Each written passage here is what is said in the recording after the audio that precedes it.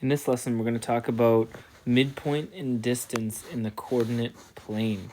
So far, we've talked about what a midpoint is on a segment. It's the middle point of a segment. It breaks a segment into two congruent parts, two congruent pieces. Distance, we've only talked about in talking about a number line, which we're going to see here in this briefly, connecting it to a coordinate plane, your horizontal and your vertical axis. Horizontal being your x direction, vertical is your y direction. So before we get into that, let's talk about the distance formula itself and how is it derived, right? When you look at that figure below, you may have guessed it. It looks like a right triangle. So let's write that right in there.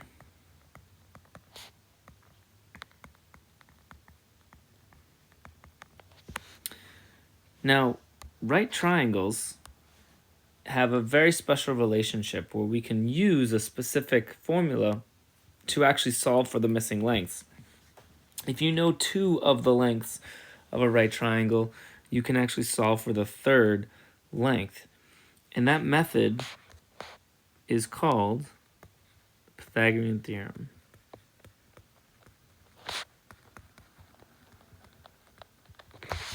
That is a squared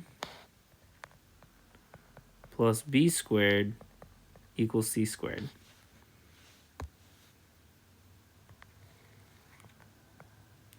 What I'm going to do is actually I'm going to move it over here because I want to just reverse those letters because I want to show you how it relates to the distance formula. So imagine for a second that you have a right triangle and this is the length of A, length of B, length of C. So if you were to square the A side and you add it to the square of the B side, it should equal C. Now imagine you know this length, let's call it 3, and we know this length is 4. Then if we were to substitute this into Pythagorean theorem, you would have 3 squared plus 4 squared equals c squared. So 9 plus 16 equals c squared. 25 equals c squared. Now here's the important step. To isolate c, when it's being squared, the inverse would be the square root. So our length must be 5. Well, the distance formula is using that same idea. You have a right triangle.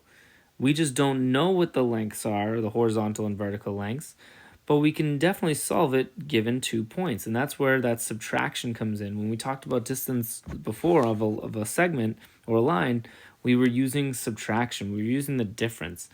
And we're going to do the same thing here. But just going back to the Pythagorean theorem, if I want to isolate C, I'm going to copy and paste this just so you can see what's going to happen here. I can isolate C by taking the square root of both sides of our equal sign. And what you'd be left with is, those would cancel out, you're left with C equals the square root of a squared plus b squared. So how does that relate to our distance formula? Imagine we have our length of A, our length of A and our length of B in our diagram. So we would write a similar formula. The distance is equal to the square root of y2 minus y1 squared plus x2 minus x1 squared.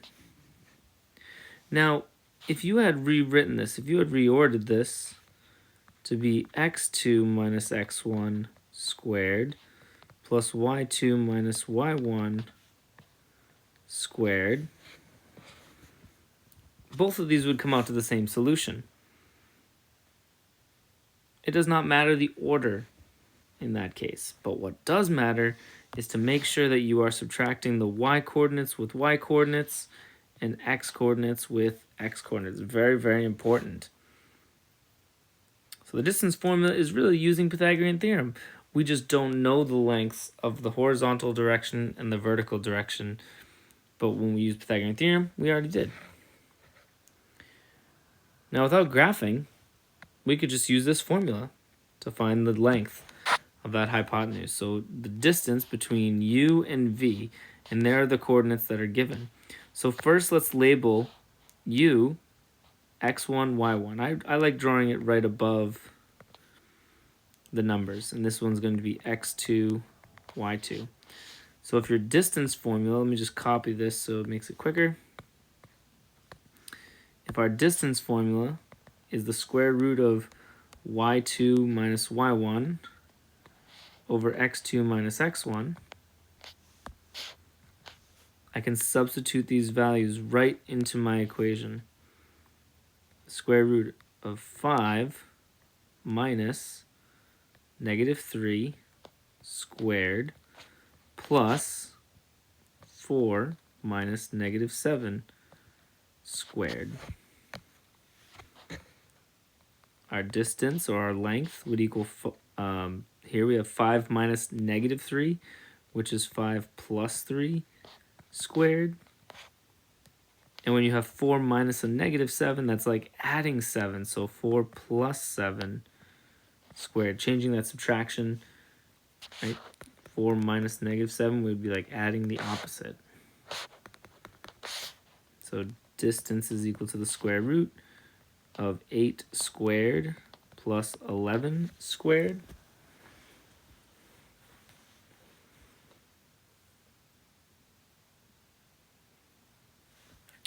Distance is equal to the square root of 64 plus 121.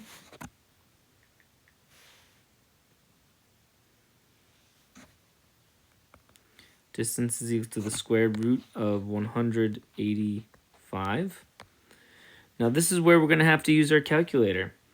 So you'll have to take the square root of 185, which means that's about 13.6 units.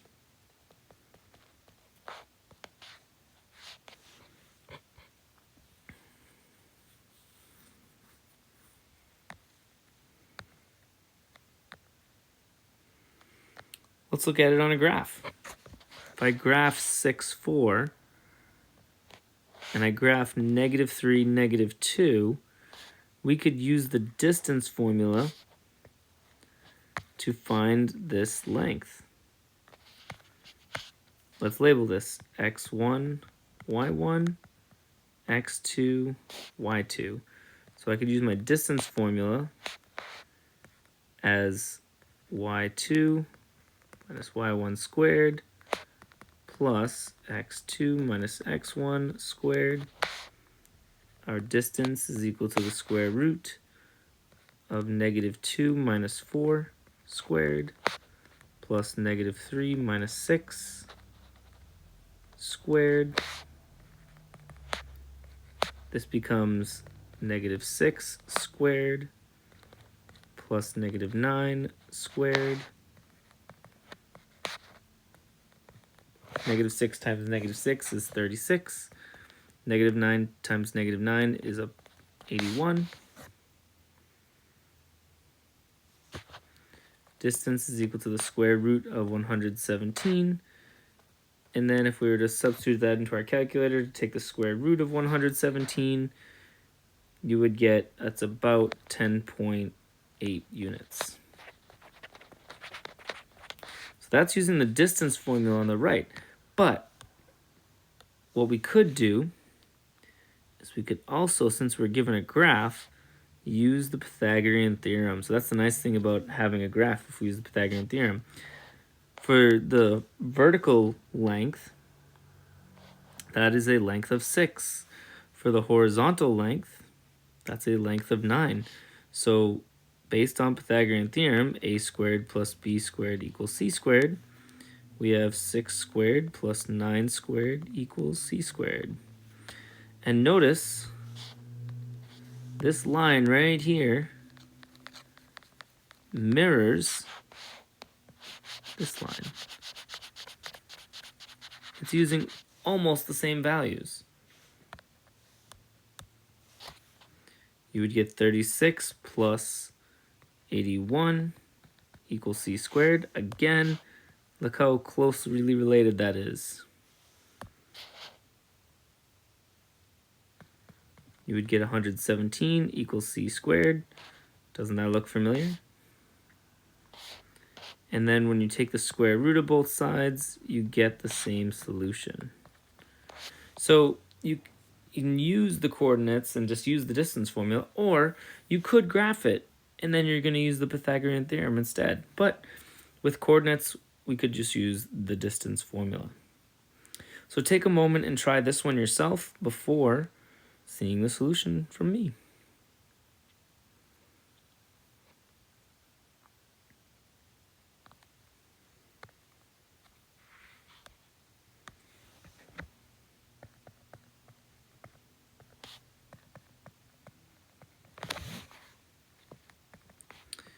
So here I would substitute, in this case I wrote it as x2 minus x1, so I could write this as -3 minus -2 squared plus 1 minus 14 squared.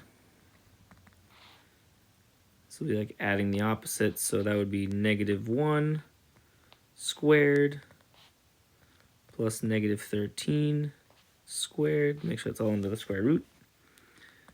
The distance will be the square root of 1 plus 169,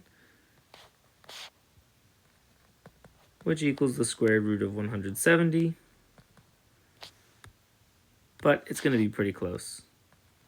So the square root of 170, take the square root, we get it's about 13, let's say 13.0 units. It rounds down to 13. Because originally it was 13.038. So if you were to round to the nearest hundredth, it would be 13.04. But if we round to the nearest tenth, like the direction says, it would be about 13 units. And the reason we still have to use the about symbol is because we rounded, right? It's not exactly equal to 13. We added 1 to 169, right? Which caused it to be 170, and that's not a perfect square. So we have to use that about symbol for our solution. Okay, midpoint formula. This is the first one we're going to look at is midpoint on a number line. So the first we got to ask, what is a midpoint? A midpoint in a coordinate grid or number line is the coordinates of the midpoint is the average or the mean of the coordinates of the endpoints. So in this example, the coordinate of the midpoint M of AB is A plus B divided by 2. So taking those two coordinates, adding them together, and dividing by 2, because that's the number of values we originally had. So on a number line, if we wanted to find the midpoint between -5 and 3, we could just say that's A and that's B, and we could add them together and divide by 2. So the midpoint would be -1, and it makes sense because on a number line, if this was -5, -4, -3, -2, -1, 0, 1, 2, and 3, and if we're saying -1 is the midpoint, check out the distance from -1 to 3. That's 4 units. And if you go this way, that's also 4 units. So -1 is the midpoint.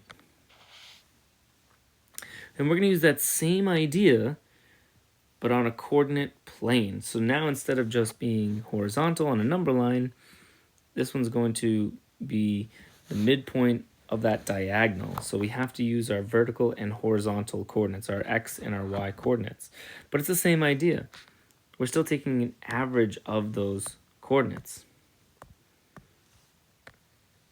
So that's why our formula for midpoint, I'm going to use it as M, is x1 plus x2 over 2 and y1 plus y2 over 2. Now don't be confused with distance. Distance was using subtraction. Notice how, I'm going to scroll back here, it was using our subtraction squared of each term, and then we're adding them together, so I understand that. But with midpoint, we're taking the average, so we're adding them.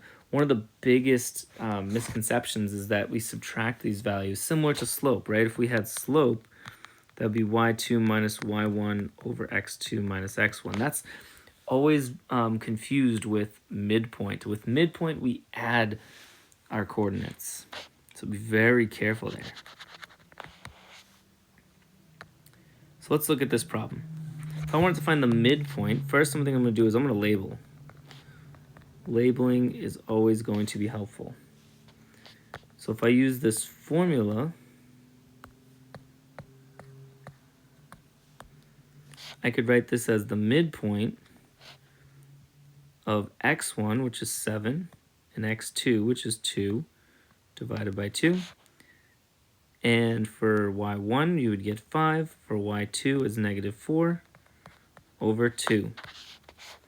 So our midpoint is 9 over 2, comma, 1 over 2, which means if I were to change this into decimals, it would be 4.5 or 4.5, and then 0.5.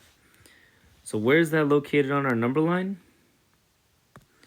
I can go 4 units over. Oh, let me fix this graph for you so you can see it a little better. There we go. So 4 units over 1, 2, 3, 4. And then go another little half unit right there. And then go up another little half unit. So that is our current midpoint. If you calculate the midpoint and you find the midpoint is like somewhere way over here, then something went wrong in your calculations. So it is helpful to just quickly draw a little sketch. It should be on the original line. Take a moment and try this one before looking at my solution.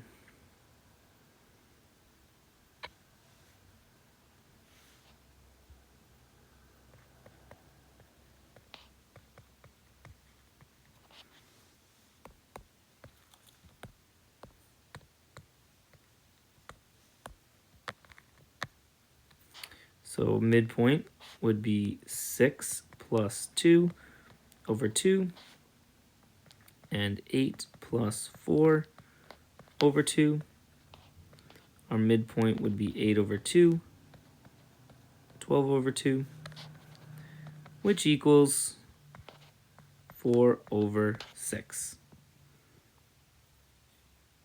So without graphing, let's just make sure that that is a valid solution. I'm always talking about checking your solutions, and somehow we got to check this.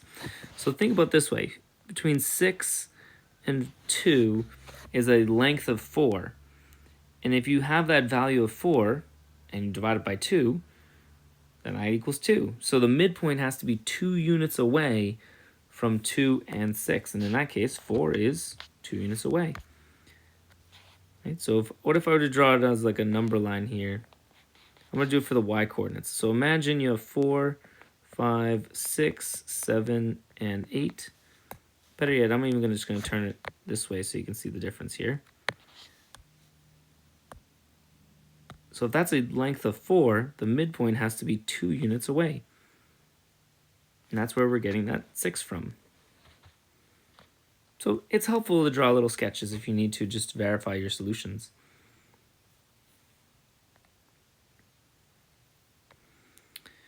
All right, so for our final example, what if one endpoint and the midpoint is given? Before, you were given 2 endpoints of your segment. What if you were given one endpoint and the midpoint is given instead? How would you find the other endpoint, excuse me? So you could use the midpoint formula, but I want to show you a strategy using the counting method.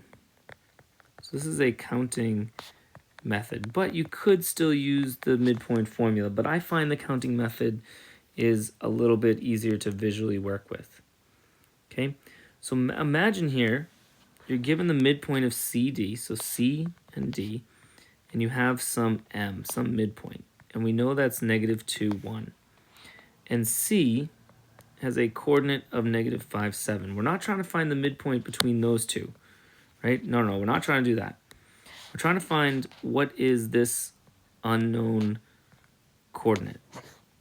So we could use the midpoint formula. So what I could do is I could say negative 2 is equal to negative 5 plus x2 over 2.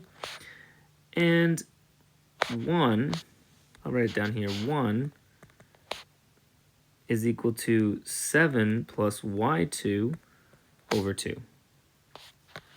So what we could do, again, is then I could multiply this whole thing by 2. I'm going to do it in both at the same time. It would eliminate that denominator.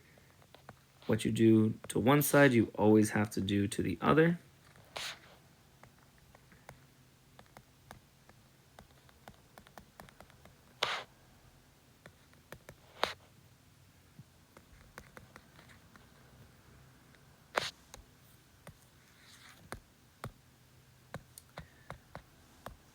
And then I would add 5. Here I would subtract 7.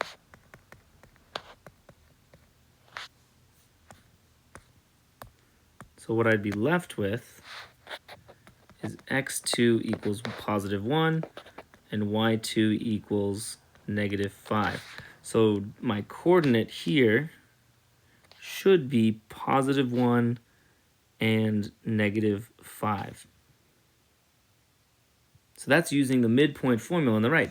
Now you can see with our algebra, we could make some errors there, right? It leaves the door open for possible errors. So here's what I like doing. I like using the counting method.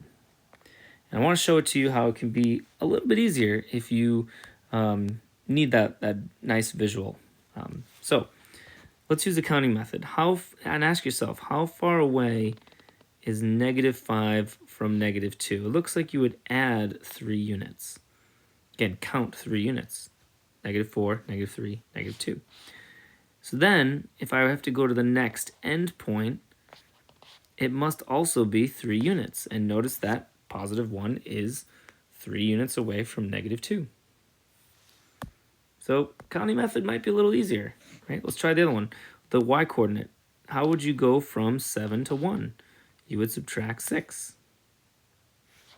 So I have to subtract 6 again. 1 minus 6 is negative 5. So my calculations of the midpoint using the midpoint formula worked, but the counting method might be easier.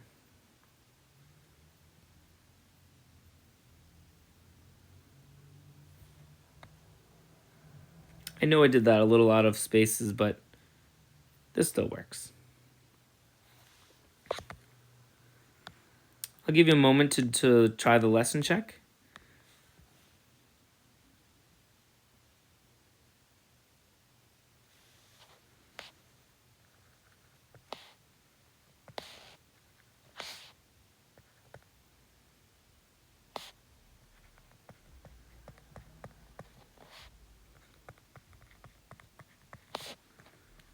One thing to be careful about is making sure you're reading the coordinates very carefully. As I drew that out, I almost labeled this as A, and that was not true. That is the midpoint. So make sure you're reading very carefully. Okay, let's use the counting method. What if I were to go from negative 4 to positive 5? That is a difference of 9. It's a length of 9 units. I'm going to add 9 to negative 4, and I get 5. So if I add 9 more, that would be 14.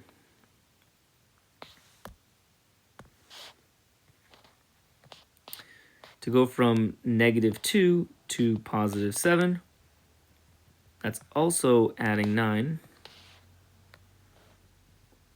So I could add 9 more, and I would get 16. So let's check. Let's check our solution. You can check your solution by using the midpoint formula.